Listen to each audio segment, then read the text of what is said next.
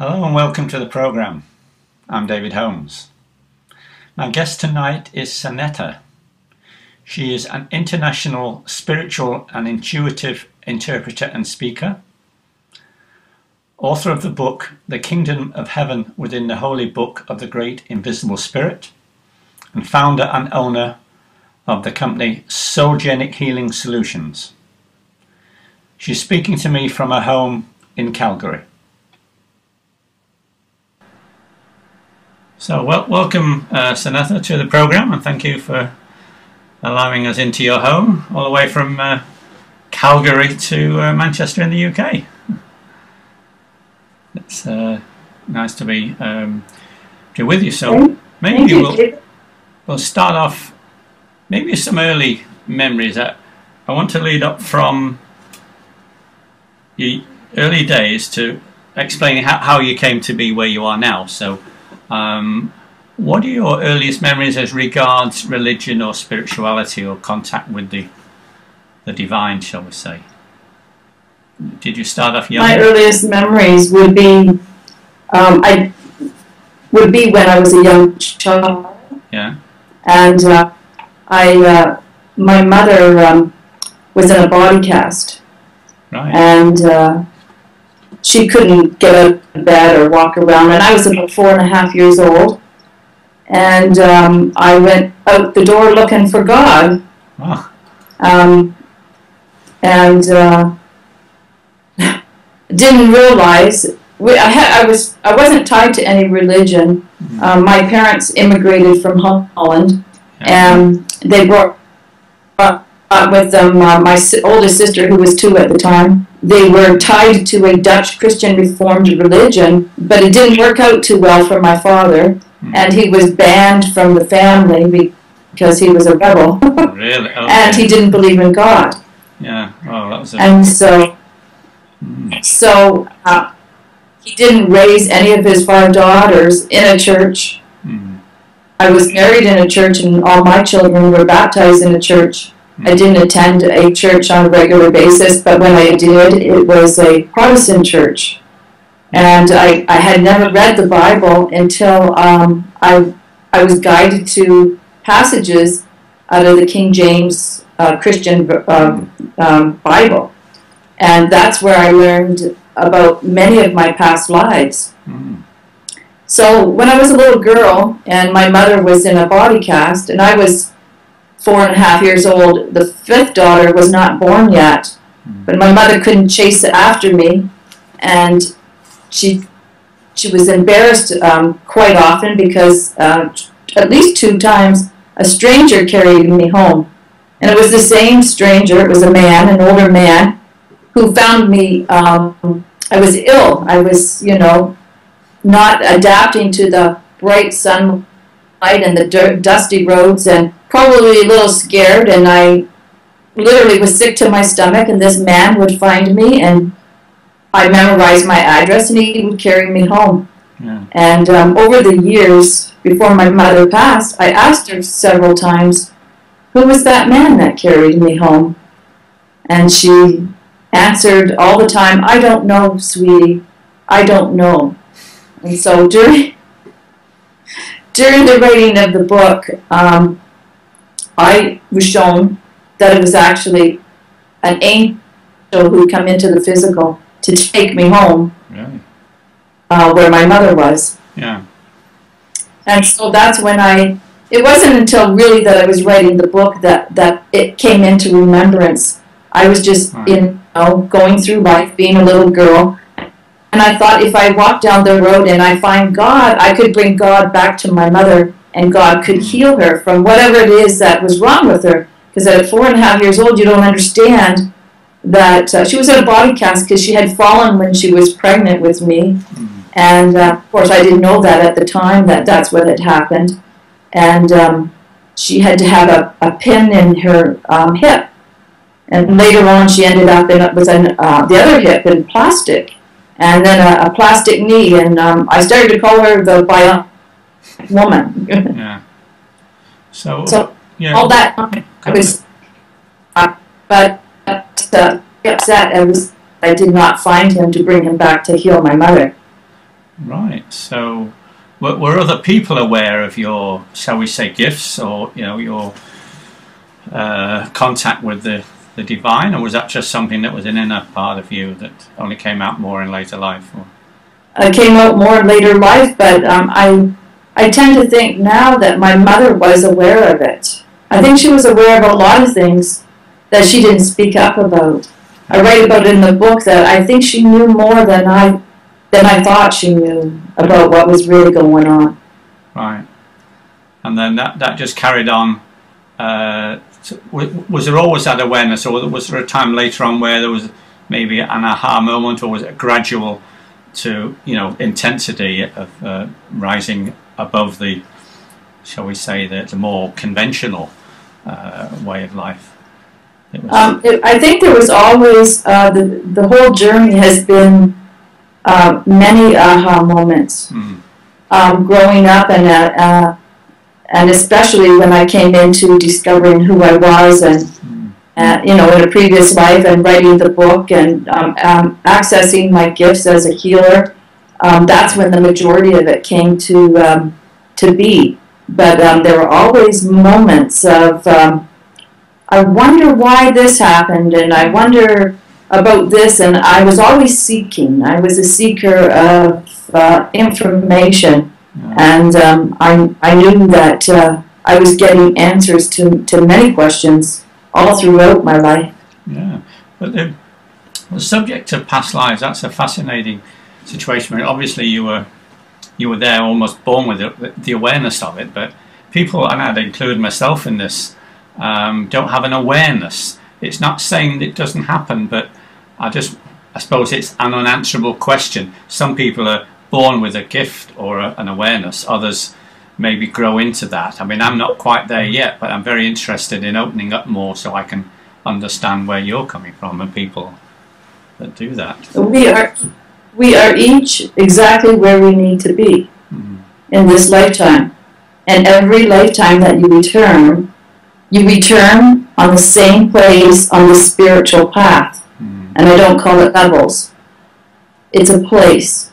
Yeah. And sometimes it takes 5, 10, 20, 30, 40, 50, 60 years before you're aware of where you left off on that previous path.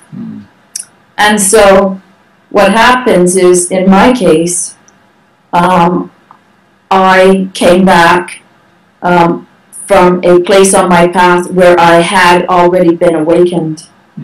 And so when I returned to be in this lifetime, at this time in our history, to assist mankind with the awakening and to understand where we came from, why we're here, how did we get here, all the typical questions that we're actually born with. And that's why we seek to know exactly the answers to those questions. And no matter what religion we are, we all have those questions. So I'm no more special than anybody. I'm not special. I was just chosen to be here, to awaken at a certain time, to access the information that I needed to know. And I was chosen for the fact that I would be most likely to be the right person at the right time to give the information that needed to be given to the people who would be coming into my life on my path. Yeah. And so that when you started asking the questions, and that I would show up. It's all pre-planned. My gifts and abilities, yes, I have had these gifts and abilities from the very first incarnation on Earth. And that doesn't happen with everybody, but I was born many lifetimes ago when healing was a great part of our existence. And there was a continent called Lemuria. Yes. And I was seeded as we all are, by the Palladians' DNA. And I came back at this time, and it was planned that I would have the healing abilities. And many times there were people who asked me, that felt my healing abilities before I was even aware that I had healing abilities. Yeah. And you have abilities. You have healing abilities. It's just when you are ready to access that for you is when you will. And it's based on all the information that you're collecting. Yeah. From me and other people. I'm not the only one here with messages. There are many who have come at this time, and a lot of them are actually women in my age group. Yeah. That were selected to come back as a woman in this life, and that at this time in our age group, like a grandmother type of energy, would be able to share this divine information about the grand divine plan, the truth. And not everybody will accept my truth, and that's okay. That's right. So maybe people that aren't at, well, not level, that aren't there in that situation, the best they can do is be open and to question and to have contact with different kinds of people who will maybe raise their understanding. And, yes, to be open is an understatement, because that's all it takes. Many people, as you know, were born into families of different religions and forbidden to believe in other things. Oh yes, that's and right. Some people have left their family roots to seek their truth, and some have said, "No, this is my truth," and I grew up believing that, you know, God is the only source, and I need to fear Him. So that would keep me in line to, you know, not commit murder, you know, to steal, to be a bad person. But as we know, that didn't quite turn out to a lot of people who are so-called religious in different faiths do sin, do commit these acts of violence and things that you don't expect from a religious person. We're all religious in our own way. I like to call it spiritual. But there's nothing wrong with any of the religions. No. I mean, maybe I haven't always been as open as I am now. I went up to about the age of 17. I was brought up in what was called in England a Pentecostal church. I think in North America they call it Episcopalian. Is that sort of right? Is that sort of... No, there's Pentecostal church in Canada. I wasn't sure. Some terminology, sometimes we mean a similar thing, but we call it a slightly different name. But certainly that was a situation where there was an us and a them. There's us saved and the sinners out there, we've got to go and convert them. And it's quite limited. And I won't say it had a harmful effect, but I got away at 17, and it took quite a while, and maybe an aversion to religion and people talking about God. But you know, since then I'm getting there, and as you say, in my own time, everyone's unique, and as long as you're looking to grow and to understand more about life. But your situation even went to the point of owning a vintage copy of a book you co-wrote from another lifetime. That's amazing. How that was that an awareness that came to you, or like a visual thing, or a vibration, or... Well, there were many times throughout the writing of the book, these awarenesses were brought to me from my spiritual team, from my spirit guides, from my angels, from ascended masters, a group of souls who have been working with me, who interchangeably come in and go out, and different ones come depending on what I need at the time, and the same situation is for you.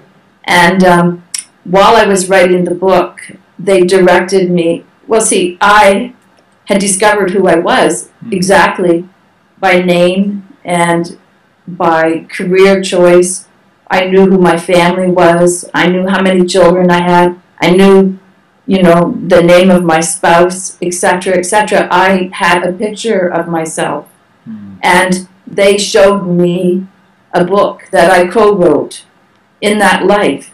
And then they guided me to purchase it, and it's the only thing I've ever bought on eBay was that book. That must have been an amazing experience. So, and it's like, I mean, there is a divine plan in it, you know, Yeah. Go figure. It was there on eBay. I ordered it. It was sent to me. I paid $25 US for it. Wow. I have it, and it's in my office here.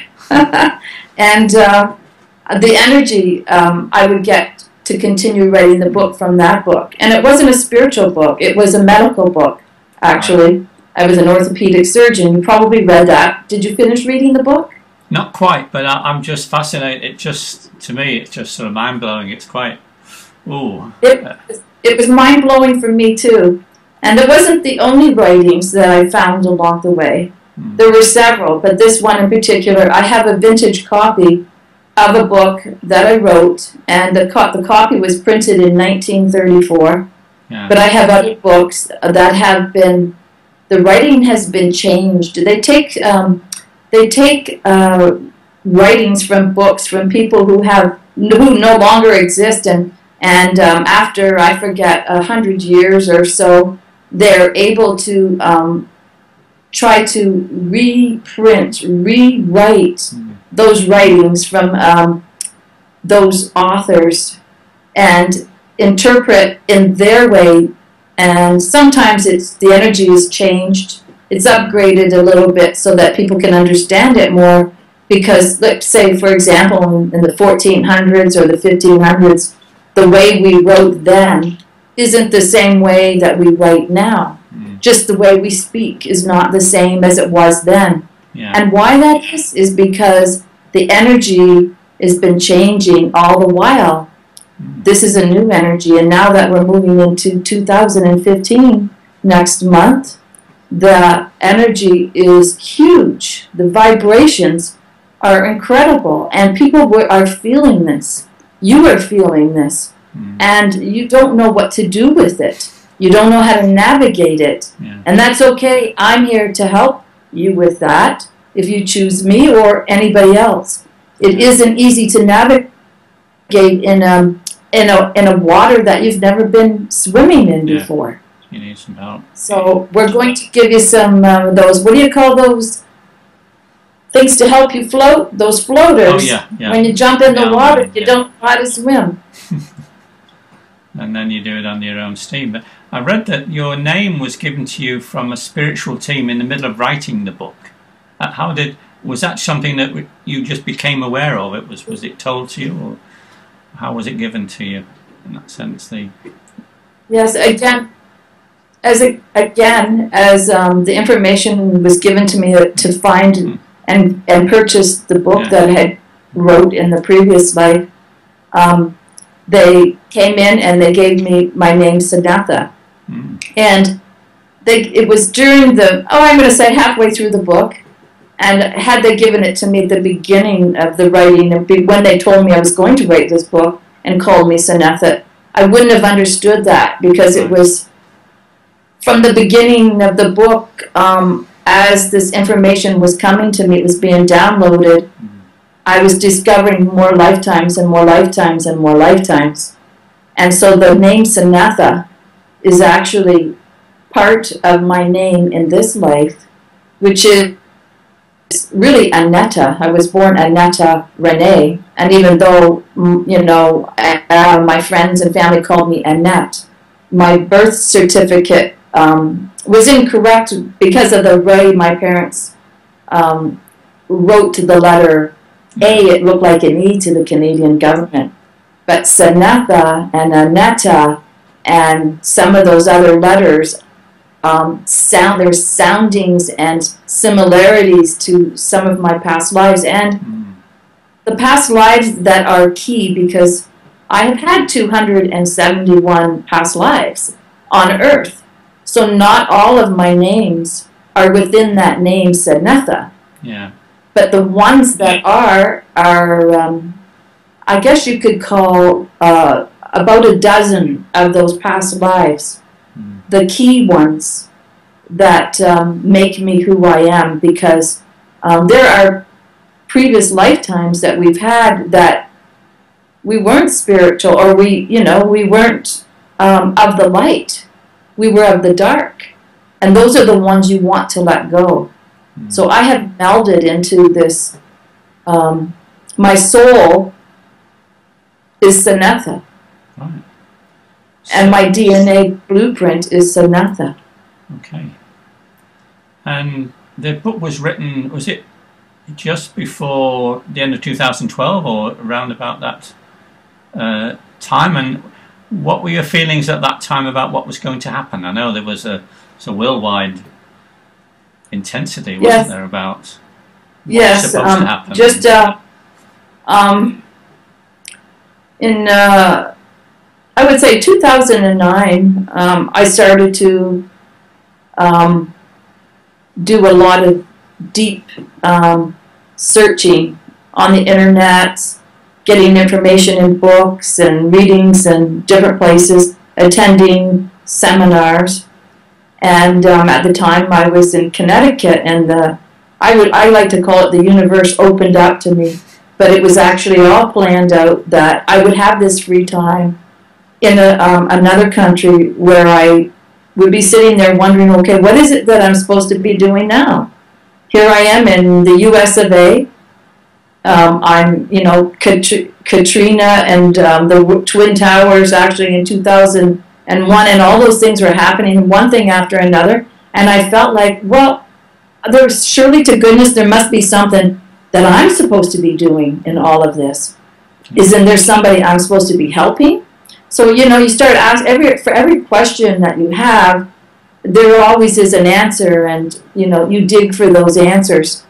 So I've kind of lost track of your question. Yeah, that was fine. We're just leading up, going through various stages of your life, and then it was about that time you said you were guided to find a healer in you, and you became a reconnected healing practitioner. Was that just like a natural progression from what you just guided to do it, or just something that appeared? Yes. Well, in earlier years, I had several things happen to me that were unexplainable, that I had healed in myself. And, being a busy mother and having a full-time job and taking care of a household and my husband working out of town, I was never ever had the time to really look into what healing was about. My husband had been working out of town in this particular instance, and my 3 children, my son Michael would be the oldest of about 11 years old, and then my daughter would have been about 8, and then my youngest son would have been 5 or 6 years old. And I was going to school full-time, a 15-week crash course, trying to upgrade my skills to become familiar with the computers. I had been working many years in various places like banks and credit unions and offices, and I wanted to be up to date with my skills. So I took a 15-week crash course, and my husband working out of town, 3 kids were going to 3 different schools, taking them to all their activities, doctor's appointments, meeting with the teachers, and then at the end of the day, once I got them to bed at 8 or 9 o'clock at night, I stayed up for 4 or 5 hours doing homework for the next day's class.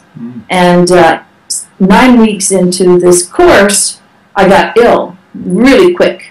Overnight, it was like I felt something enter my body. And I got up the next morning, did the whole thing all over again, and I did show up to school, but I wasn't looking too well, and they sent me home.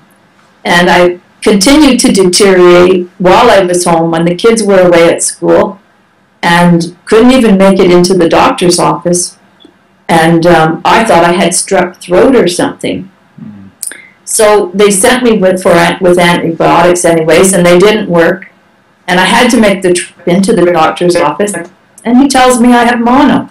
And this is something I had heard before many times from other people, and never thought I would end up with it. And certainly I was not willing to accept it at that time, as I had 6 more weeks to finish these crash course in making a better life for us. So I ended up in the shower, and I was really upset, and I found myself praying to God, Mother Mary, and all the angels in rhymes. And I thought to myself at that time when that was happening, that's strange, I'm not Catholic, how did that work out? Where did those rhymes come from? I had no idea. But I can tell you one thing I do know is when I finished that shower, I no longer was ill. And my husband was coming home. He came home on Friday nights and then leave again on a Sunday night to go away for work for the week. I went back to school on a Friday. I missed only 2 days of school.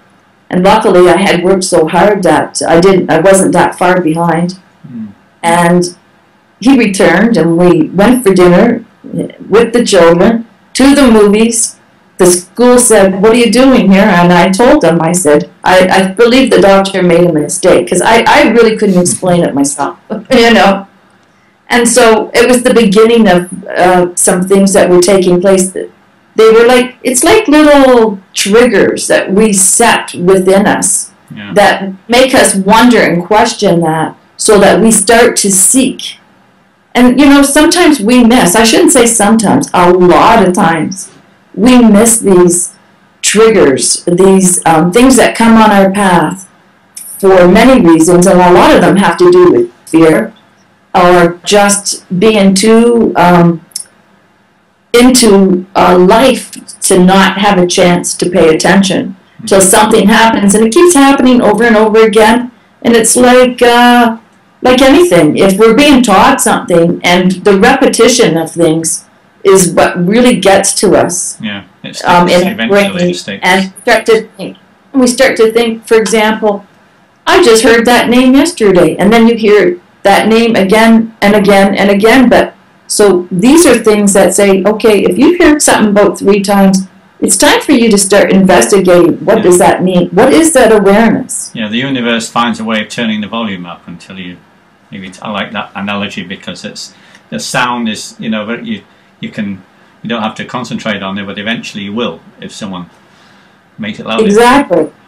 Exactly. So a lot of people just aren't ready, and maybe they have several lifetimes to go through yet. Like there are souls who have reincarnated for the very first time, and I write about them in the book. And you might have read that I call them newbies. They're the ones that you, when you're driving down the street and they don't seem to know where they're going or how to drive. Yeah. And then there are souls who have never incarnated and never will. And but there are souls who have been here many, many lifetimes. There are souls who have, when they call it an old soul, what that really means is somebody who is incarnated many times on Earth.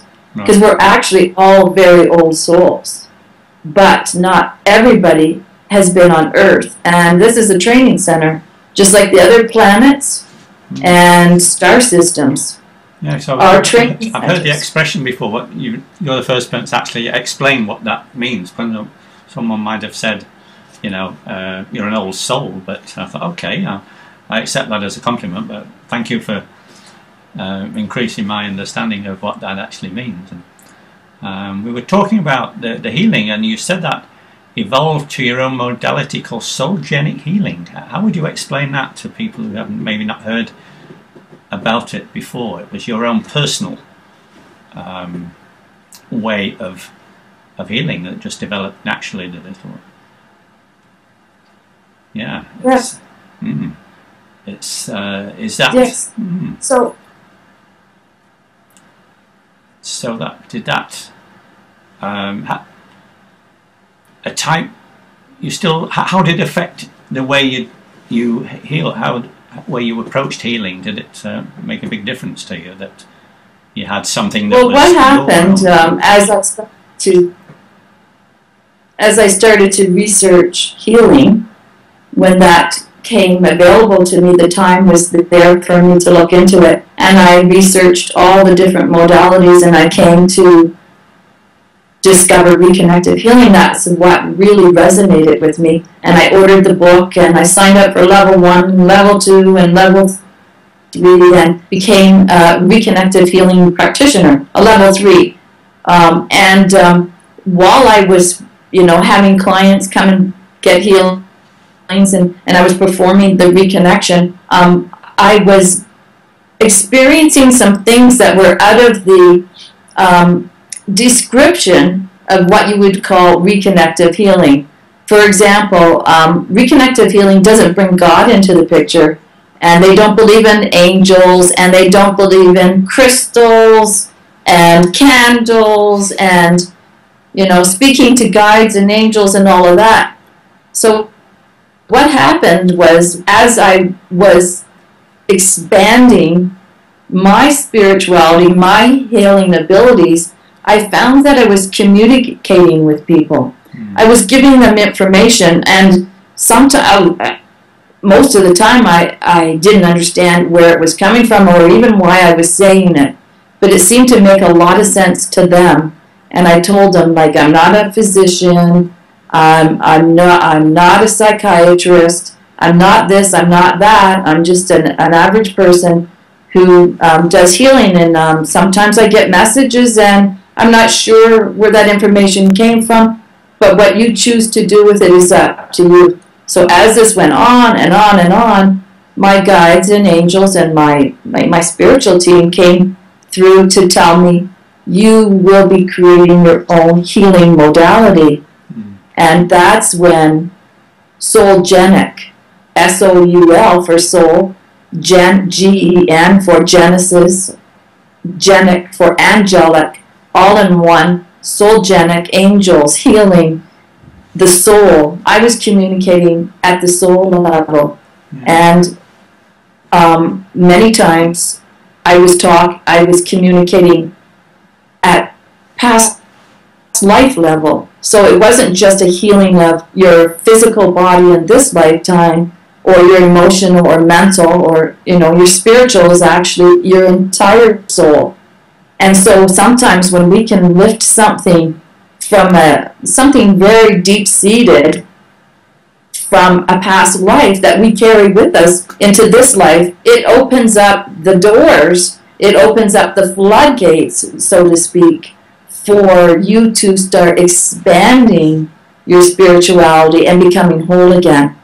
And so many times, it's an unconscious thing that takes place, and only takes place when the person who is getting the healing is ready for that. So what is appropriate for you today for your healing? You may ask for healing in a certain area. Let's say you have a serious illness, but there's something more deep-seated inside that has to take place before that healing can take place. And a lot of times I would do a communication without even speaking. The messages I get just help them out a little bit more. But I could give messages without speaking to them or them speaking to me, knowing that they were getting a healing that was appropriate for them at this time in their life, until they had acknowledged and learned the lesson they needed to have while experiencing the pain or the illness that was going through them at that time. I hope you could understand what I was saying. Yeah, and also, how is that related to past life regression? Because you've talked about that, and I've known some people who are involved in that. Where does that come into the situation? Yeah, well, I'm glad you asked the question. And interesting enough, I have never had past life regression.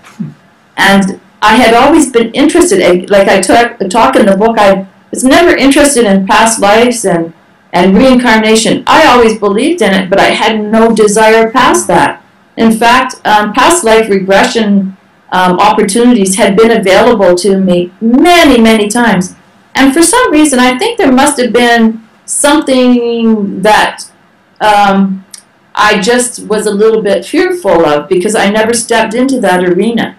So having ignored it and ignored it and ignored it, eventually it was brought onto me full force. I didn't even need it. But they always said to me, go ahead, have a past life regression. You'll really enjoy it. But it got to a point, in fact, I did make an appointment once, and the weather turned really bad, and the roads, and I was unable to make it. So I guess it wasn't meant to be. And eventually, when I melded to be Sanetha, they tell me that a past life regression wouldn't even work out for me now at this time. Yeah, it's very much an individual thing. One was done on me quite a few years ago when I was in Seattle, and it actually, I don't know where I was at the time in myself, but I didn't get it. I think the person who did it was a little bit offended because I didn't get it, but I didn't feel I'd done anything wrong. It's just that it didn't reach me for some reason, although this person had a practice where she really helped people. So I just thought, well, I don't know whether there's a block in me, but it just didn't happen, and I just left it at that. Yeah, but it was probably just the beginning, and it wasn't supposed to happen for you at that time. And like everything else, there are people who, you know, are psychics, and they're this and they're that, and for sometimes, you know, people say, oh, they're really good, and you go see them, and nothing happens. I can tell you that I went to a psychic in Salem, Massachusetts one time. Very famous place. It just happened to work out that when my husband and I moved to Connecticut, and I was really fearful of Salem, Massachusetts. And because of I had no idea why. I just knew there were witches there. Yeah. And I was thinking, I wonder how close that is to where we're going to be living, because I'm thinking I don't want witches around me, and I was scared to death of them. And this was back in 2004, and there came a time when, and this was after I became a reconnective healer, shortly thereafter, he suggested we go for a drive there and check out the area, and then I was like really surprised.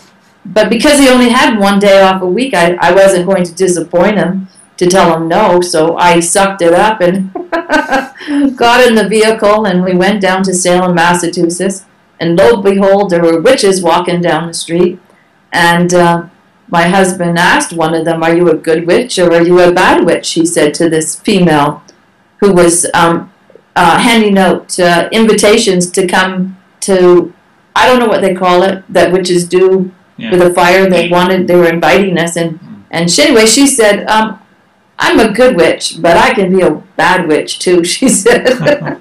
So later on, he said to me, let's go see a psychic. And this was a very strange day because my husband just never acted like that. He's never seen a psychic. I used to go to psychic fairs, and I couldn't get enough information. If there was a 2-day psychic fair, he would have to come looking for me because I was so, you know, involved at listening and seeing and hearing everything that I could get my hands on. So anyway, we ended up in this place where we were directed to go see a psychic, and I ended up getting a reading, and he did not, because he wanted a female psychic. Yeah. And there was only a male psychic. So the male psychic, and he said, I'm Reverend Rick, and I'm a witch. And there I was sitting, you know, in Salem, Massachusetts, a place that I never ever wanted to go, sitting there with a man that was calling him.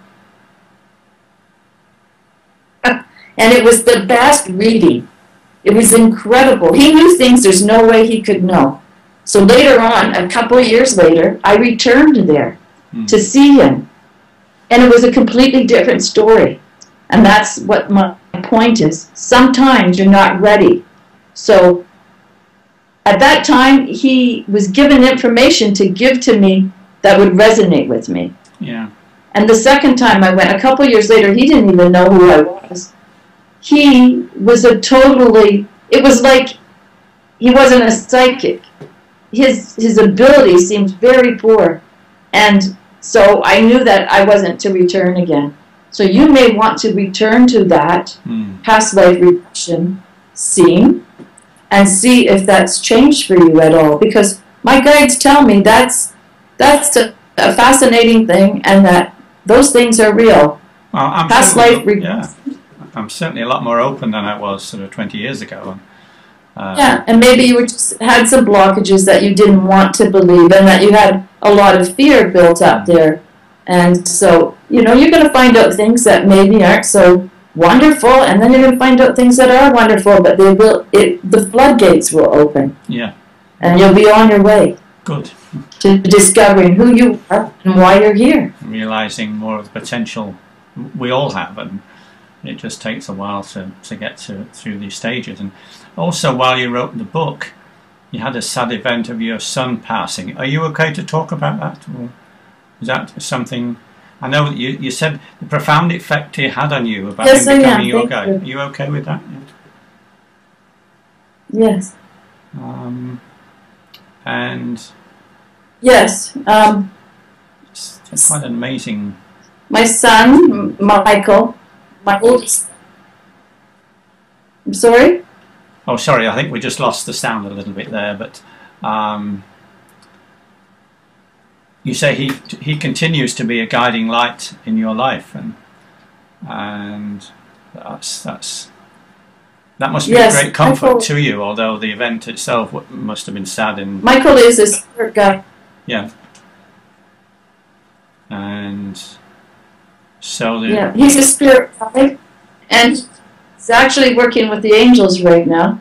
Right. And he works with me all the time. Mm. He helped me finish write the book. It was in the middle of the book when this tragedy hit us. He was killed in an industrial accident, and in the middle of writing the book.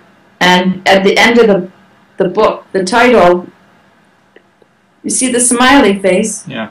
At the end of the title, well, that's him. Wow. He had a tattoo, a smiley face tattoo on his arm. Oh. And he had this most amazing smile that was contagious, you know, healing. His smile alone is healing, and that's why I write Gift It Forward.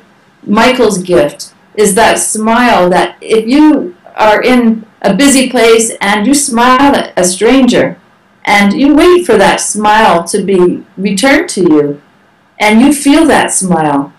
And then when you walk away, you know that person that you made smile is still smiling, and they're smiling at somebody else. And that's how we get to world peace, is if we all take time to that little smile, that healing smile that says, I see you and I'm smiling at you.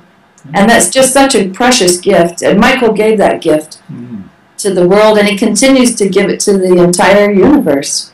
Yeah, it's our way of making the world a better place, isn't it? Sometimes people underestimate the power of a smile or a kind word, because you don't know what that person is going through inside at that moment. You might see a visual, an external thing, but inside they may be hurting, and you might save their life or you might enhance their day. And can you imagine if we all had the ability to not react in anger when somebody angers us, when something happens? It's how we choose to react to every situation that creates the energy around us, which creates the energy on the earth, including earthquakes and volcanoes and fire and storms and corruption and war. If we all stopped, instead of reacting to our natural, because that's the way we were taught. We were born with our parents fighting and siblings fighting and friends fighting and everybody fighting. But what if we could just change that to set back first, stop for a second and look at that person and send them love and say to them in your mind, without saying a word, I feel you and I feel for you. And I send you healing, and I send you love. I send you light. Instead of reacting in a sharp, angry way, because that's what causes the world to fall apart. Sure. And that's how to create world peace. Yeah, the fact that we're really not separate, and you feel that it's part of you. Well, they are part of you. But not everyone sees it that way, and so if their pain can be your pain and their joy can be your joy, so it gets back to a way of thinking about the world, doesn't it, as being one and not just millions of separate people doing their own thing. Exactly. So and that's what you see go on, you know, in the wars that are going on now. I mean, when I started writing the book, there was less war going on then than there is now. And like we were talking about the December 21st and the 2012, and you know, everybody was fearful. And I write in the book, by the time you read this, and I was writing it before the end of the world, the end of time, to tell you it's the end of time as we know it. And things are changing. So for the last couple of years from that date, we've been moving forward. Yeah. But we still have all this turmoil and stuff that we're going through. But it's the path is there. The light is there. All you have to do is look at it and see it and reach out for it and know that it's coming. We're moving into 2015. It's the year of abundance. Abundance of love, of light, and financial things, if people allow that for themselves. Yeah. To let go of all the dark stuff and move forward. It's there for us. Yeah. And I in my heart, the indigenous, the ancient peoples, you know, the Mayans, that was the end of, that was the whole point about 2012, wasn't it? The end of the Mayan calendar. That was part yes. of it. But I have a special resonance, and I've met, you know, Native American people, Australian, Aboriginal, Hawaiian.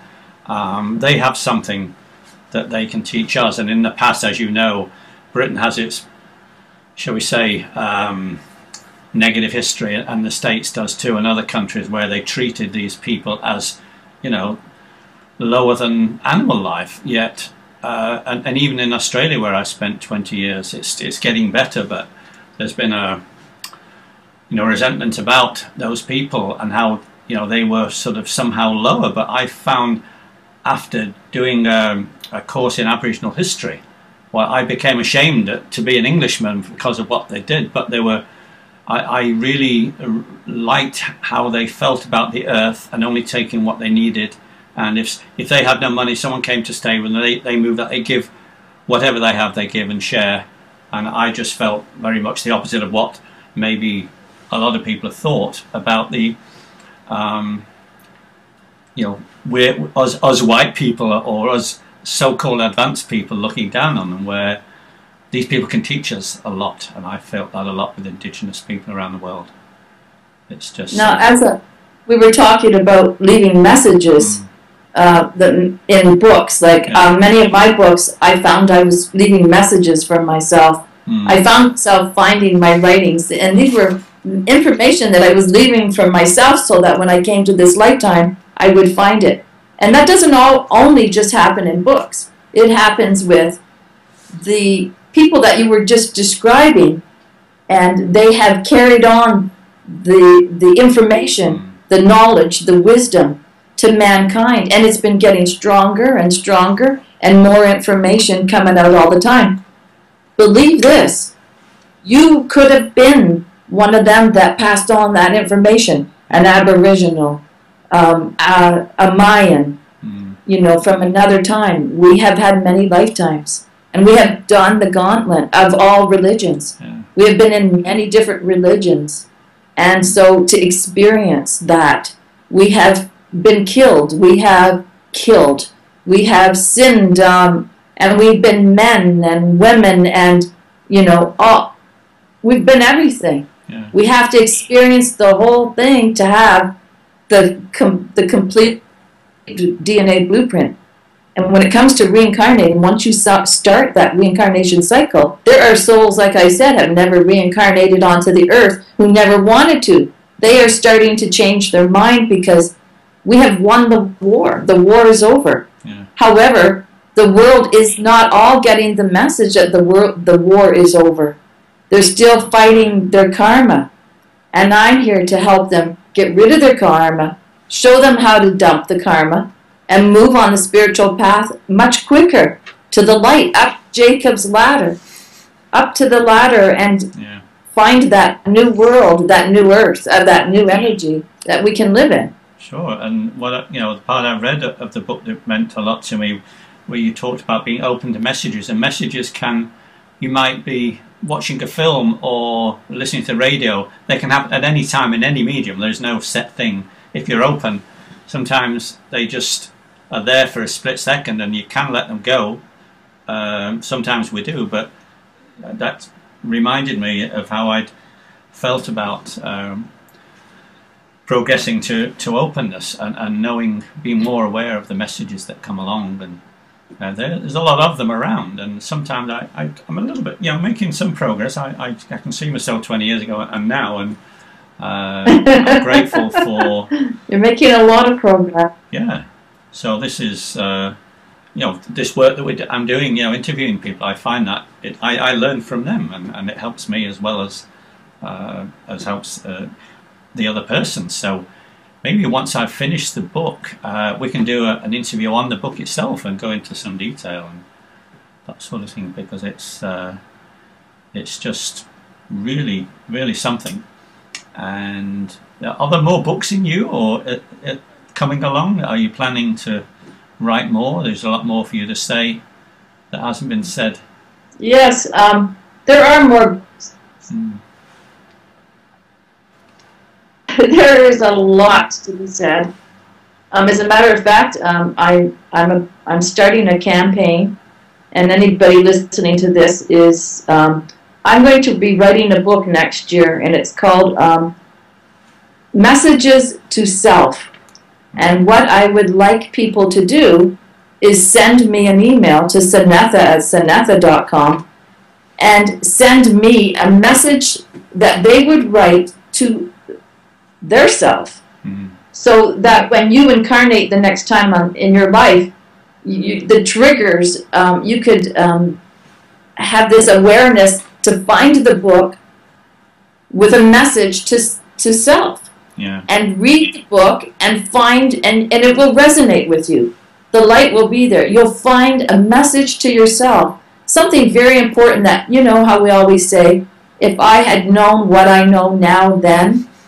And what if, what would you say, when you cross those pearly gates to heaven, when you leave the physical body, and when you do that life review.